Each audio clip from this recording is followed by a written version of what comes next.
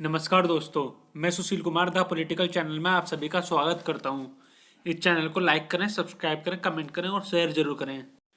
देखो दोस्तों, कल जर्मनी के नेवी चीफ वाइस एडमिरल के सोनबेक इंडिया के दौरे पर आए हुए थे, जिस दौरान इन्होंने इंडियन नेवी और इंडियन एयरफोर्स के चीफ BR चौधरी के साथ न्यू दिल्ली में मुलाकात की थी।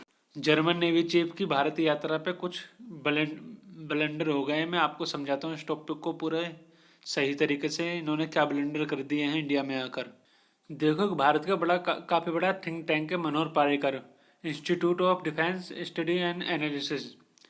इस पे इनको स्पीच देने के लिए बुलाया गया था और इन्होंने इसी में ब्लेंडर करा हुआ है।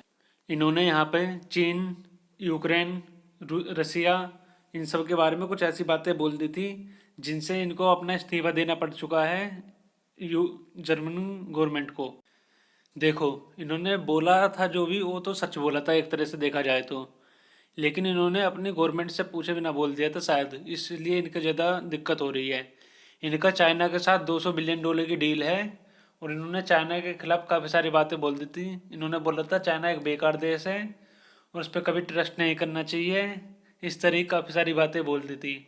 इन्होंने ये बोल दिया था चाइना ज़मीन कब्जाता फिर रहा है सबकी और उस पर कभी विश्वास नहीं करना चाहिए, और चाइना से लड़ने के लिए हमें रूस की ज़रूरत पड़ेगी और रूस काफ़ी सहायता भी कर सकता है हमें चीन के खिलाफ।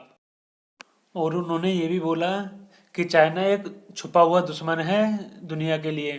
वो देखो जाने क्या क्या करता रहता है इंडो पैसिफिक में, और ये सबसे खतरनाक बात है हिंदुस्तान के लिए और इधर वेस्टर्न साइड की कंट्रियों के लिए, क्योंकि काफ़ी थ्रेट बनता जा रहा है वेस्टर्न वर्ल्ड के लिए। उन्होंने अपनी स्पीच में यह भी कहा कि इंडिया और जर्मनी को रूस की हेल्प की ज़रूरत पड़ सकती है चाइना के खिलाफ, और उन्होंने साफ साफ बोला कि चाइना एक थ्रेट है पूरी दुनिया के लिए। और उन्होंने ये सब सही बोला, 100% राइट बोला, लेकिन उनकी स्पीच उन्हीं पे भारी पड़ गई क्योंकि वो एक नेवी चीफ है और नेवी चीफ को इस तरह की लाइनें नहीं बोलनी चाहिए थी। लेकिन उन्होंने बाद में इस बात को क्लियर करने की कोशिश करी, लेकिन ब्लेंडर को ज़्यादा ही हो गया है तो उनका इस्तीफा ले लिया गया है अब।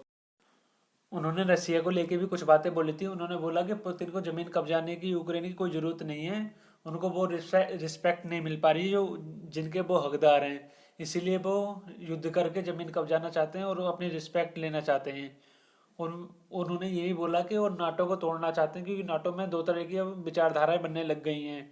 जैसे कि डोनाल्ड ट्रंप ने बोला था कि अब नाटो ख़त्म कर देना चाहिए, उसका कोई यूज़ नहीं है, तो उसी विचारधारा पे रसिया चल रहा है और वो नाटो ख़त्म करने की सोच रहा है, वो दो टुकड़ों में बांट रहा है नाटो को।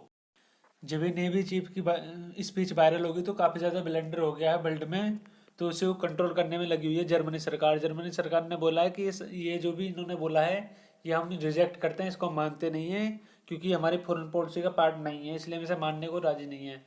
और मैं आपको एक बात और बता दूं, जर्मनी और चाइना का जो व्यापार है $200 बिलियन का, तो वो चाइना से संबंध खराब नहीं करना चाहते और ये इस सबसे बचना चाहते हैं और ये नाटो में भी शामिल है, तो इसलिए जो इन्होंने पुतिन को लेकर बयान दिया है उससे भी इनके रिश्तों में दरार पड़ सकती है क्योंकि ये भी एक अमेरिका के एलाई है काफ़ी बड़े। और मैं आपको एक बात और बता दूं, उनके नेवी चीफ ने आकर फिर बाद में ट्विटर पे और न्यूज़ पे आके उन्होंने सफाई पेश की थी और उन्होंने बोला था ये सब मैंने अपने मन से बोला था, इसमें हमारी सरकार का कोई हाथ नहीं है। और इसमें जैसे जैसे बातें आगे निकल के सामने आती रहेंगी मैं आपको इसकी सूचना दे दूंगा। प्लीज़ इस चैनल को लाइक करें, सब्सक्राइब करें, कमेंट करें और शेयर जरूर करें। जय हिंद, वंदे मातरम, भारत माता की जय।